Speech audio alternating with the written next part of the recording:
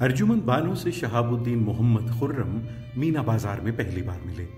قیمتی پتھر اور ریشم بیچتی ارجمند سے خرم نے پتھر منہ مانگی قیمت پر خریدا اور کہا، جس روز ہمارے دل ملیں گے تب اصلی ہیرے آپ پر نچھاور کروں گا۔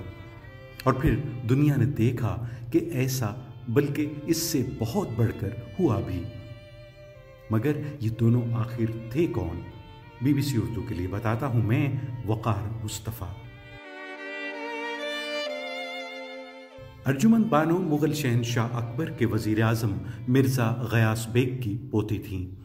ان کی پھوپھی مہر النساء نے 1611 میں شہنشاہ جہانگیر سے شادی کی اور نور جہاں مشہور ہوئیں۔ نور جہاں کے بھائی اور ارجمند کے والد ابو الحسن آصف خان نے بھی دربار میں اعلیٰ عہدہ حاصل کیا۔ شہاب الدین محمد خرم جہانگیر کے بیٹے تھے۔ ارجمند اور خرم کی پہلی ملاقات نوجوانی میں ہوئی۔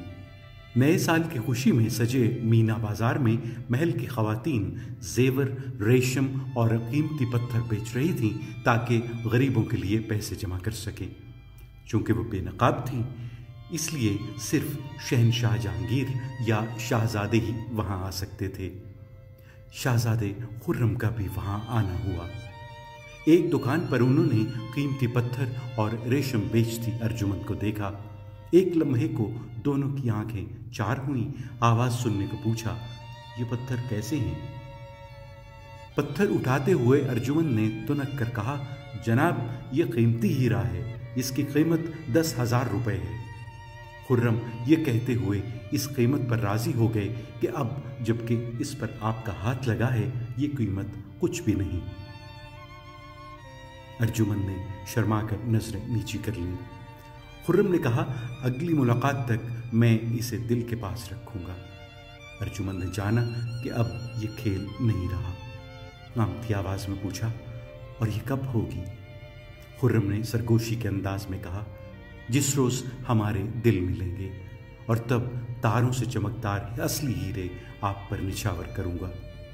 یہ واقعہ کیرولین آرنلڈ اور میڈلین کومورا نے اپنی خطاب تاج محل میں لکھا ہے۔ معین الآثار کے مطابق باپ دادا نے ارجمند کو اعلیٰ درجے کی تعلیم دی۔ ماں کی تربیت نے 4 چاند لگائے۔ جب پڑھ لکھ کر فارغ ہوئی تو ان کے حسن و جمال اور علم و فضل کے گھر گھر چرچے تھے۔ رینوکا ناتھ کہتی ہیں کہ ارجمند ایک باصلاحیت اور تہذیب یافتہ خاتون تھیں۔ وہ عربی اور فارسی زبانوں پر عبور رکھتی تھیں اور نظمیں بھی لکھ سکتی تھیں۔ وہ شائستگی اور خوش اخلاقی کے لیے مشہور تھیں۔ شہنشاہ جہانگیر نے ان کے بارے میں ضرور سنا ہوگا کیونکہ انہوں نے اپنے بیٹے شہاب الدین محمد خرم کی تجویز پر ان کے ساتھ منگنی کے لیے آسانی سے رضامندی ظاہر کرتی تھی۔ معاصر الامراء کے مطابق جہانگیر نے نجابت و شرافت کا لحاظ کر کے ارجمند بانو سے خرم کی منگنی کی اور خود رسم کے موافق اپنے ہاتھ سے انگوٹھی پہنائی۔ مگر درباری نجومیوں کی طرف سے شادی کے لیے منتخب ہونے والی مبارک تاریخ کے لیے منگنی کے 5 سال بعد تک انتظار کرنا پڑا۔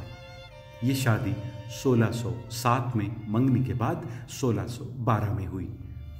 معین الآثار میں لکھا ہے، شادی کی تقریب اعتماد الدولہ مرزا غیاث کے گھر منعقد ہوئی اور اس سے متعلق تمام رسوم وہیں ادا کی گئی۔ جہانگیر نے خود دلہا کے امامے پر موتیوں کا ہار باندھا اور مہر 5 لاکھ قرار پایا۔ خرم کی عمر 20 سال 1 ماہ 8 روز اور بیگم کی عمر 19 سال 1 روز تھی۔ چندر پنت کے مطابق شاہزادہ خرم نے انہیں اس وقت کی تمام خواتین میں شکل و صورت اور کردار میں منتخب قرار دیتے ہوئے ممتاز محل کا خطاب دیا۔ ان کی منگنی اور شادی کے درمیانی سالوں کے دوران خرم نے 1610 میں اپنی پہلی بیوی شہزادی قندھاری بیگم سے شادی کی اور 1617 میں ممتاز سے شادی کے بعد تیسری بیوی ایک مغل درباری کی بیٹی عز النساء بیگم کو بنایا۔ درباری مورخین کے مطابق دونوں شادیاں سیاسی اتحاد تھیں۔ درباری تواریخ نگار معتمد خان کا کہنا ہے کہ جو قربت، گہری محبت اور توجہ ممتاز محل کے لیے تھی दूसरी बीवियों के लिए नहीं थी। जफरनामा शाहजहां में लिखा है, 1628 में 36 बरस की उम्र में शहाबुद्दीन मोहम्मद खुर्रम शाहजहां का लक़ब इख्तियार करते हुए तख्त पर बैठ गए। आसिफ खान वजीर आज़म बने। जश्न मनाया गया। 1,80,00,000 रुपए नकदो जिन्स और 4 लाख बिगा ज़मीन और 120 मौज़े खैरात किए और इनाम दिए। ऐसी ही महफिल मुमताज़ महल ने आरास्ता की और जवाहर शाहजहां के सर पर से निसार किए। बादशाह ने 2 लाख अशरफी और चंद लाख रुपए मुमताज़ महल को दिए और 10 लाख रुपए सालाना मुकर्रर हुआ और दूसरी बेगम साहिबा को 1 लाख अशरफी और 4 लाख रुपए बख्शिश हुए और 6 लाख रुपए सालाना करार पाया। मोहर शाही मुमताज़ महल को सुपुर्द हुई। बहुत ज़्यादा आमदनी वाली ज़मीनें और जायदादें उन्हें दी गईं। जसवंत लाल मेहता ने लिखा है कि शाहजहां ने मुमताज़ को बादशाह बेगम, मलिका जहान और मलिका हिंद के खिताबात दिए। उन्हें हजरत कहकर मुखातब किया जाता था। किसी और मलिका की रिहाइशगाह ख़ास महल की तरह आरास्ता नहीं थी जहां मुमताज़ शाहजहां के साथ रहती थीं। उसे खालिस सोने और कीमती पत्थरों से सजाया गया था और उसके अपने ही गुलाब के पानी के चश्मे थे। वो शाहजहां की मुस्तकिल और काबिल एतमाद साथी, मोतमिद और मुशीर थीं। फिर भी उन्होंने अपने लिए सियासी इक़्तिदार नहीं चाहा। मासर अल उमरा के मुताबिक मुमताज़ महल नूरजहां की तरह नहीं थी कि बादशाह को अपने तौर तरीक से मुअत्तल कर रखा था। मुमताज़ महल ने अपनी फूफी की बदौलत बड़े बड़े मसाइब उठाए, मगर उनके मशवरे पर शाहजहां ने नूरजहां की 38 लाख रुपए सालाना पेंशन मुकर्रर कर दी। रोज़ाना सैकड़ों बेवाएं और हज़ारों मसाकीन उनसे फैज़ पाते। गुर्बत की वजह से जिन लड़कियों की शादी नहीं हो सकती थी, अपने मसारिफ से करा देती थीं। बहुत से मातूब उनकी सिफारिश से मनसब पर बहाल हुए, मगर मलिका के तौर पर मुमताज़ महल का दौर उनकी बेवक्त मौत की वजह से सिर्फ 3 साल रहा। शादी के 19 सालों में उनके 14 बच्चे यानी 8 बेटे और 6 बेटियां पैदा हुए। उनमें से 7 पैदाइश के वक्त या बहुत छोटी उम्र में फौत हो गए। अक्सर हमल के बावजूद मुमताज़ महल ने शाहजहां के साथ उनकी इब्तदाई फ़ौजी मुहिम्मात और उसके बाद उनकी अपने वालिद जहांगीर के ख़िलाफ़ बगावत में सफ़र किया।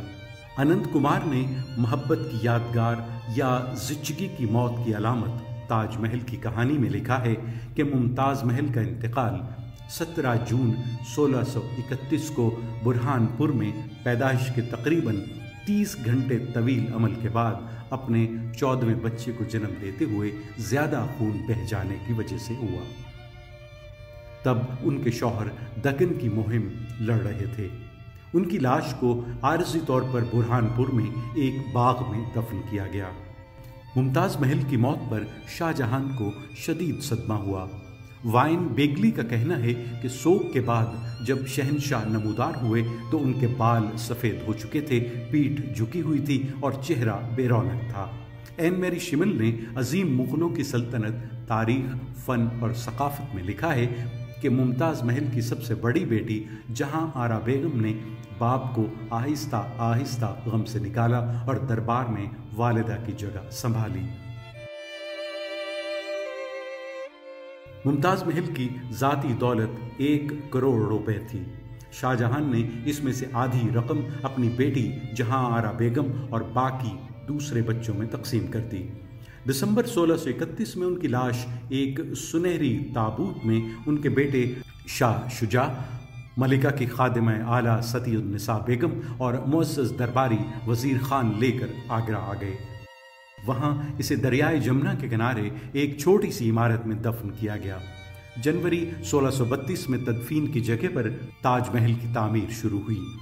ये एक ऐसा काम था जिसे मुकम्मल होने में 22 साल लगना थे। انگریزی شاعر سر ایڈون آرنلڈ نے اس کی وضاحت کی ہے کہ یہ فن تعمیر کا ایک ٹکڑا نہیں جیسا کہ دوسری عمارتیں ہیں، بلکہ ایک شہنشاہ کی محبت کا فخریہ جذبہ ہے جو زندہ پتھروں میں ابھرتا ہے۔ تاج محل کی تعمیر نے مغلیہ سلطنت کا خزانہ تاہم خالی کر دیا۔ شاہ جہاں تاج محل میں مصروف تھے کہ 1658 میں ان کے بیٹے اورنگزیب نے اپنے 3 بھائیوں کو قتل کرتے ہوئے سلطنت کا انتظام ان سے چھین لیا، اور 1666 میں ان کی وفات تک انہیں آگرے کے قلعے میں بند رکھا۔ شاہ جہاں نے اپنی زندگی کے آخری دن اسی قلعے سے تاج محل کو دیکھتے ہوئے گزارے۔ انتقال ہوا تو ممتاز محل کے پاس دفن کیا گیا۔ بنگالی شاعر رابندر ناتھ ٹیگور نے مشہور ہوتے ہوئے کہا تھا، صرف اس ایک آنسو کے قطرے کو، اس تاج محل کو وقت کے گال پر ہمیشہ ہمیشہ کے لیے چمکنے دو۔ یہ شاہ جہاں کا اپنی محبوب ممتاز محل کے غم میں بہایا جانے والا آنسو ہے۔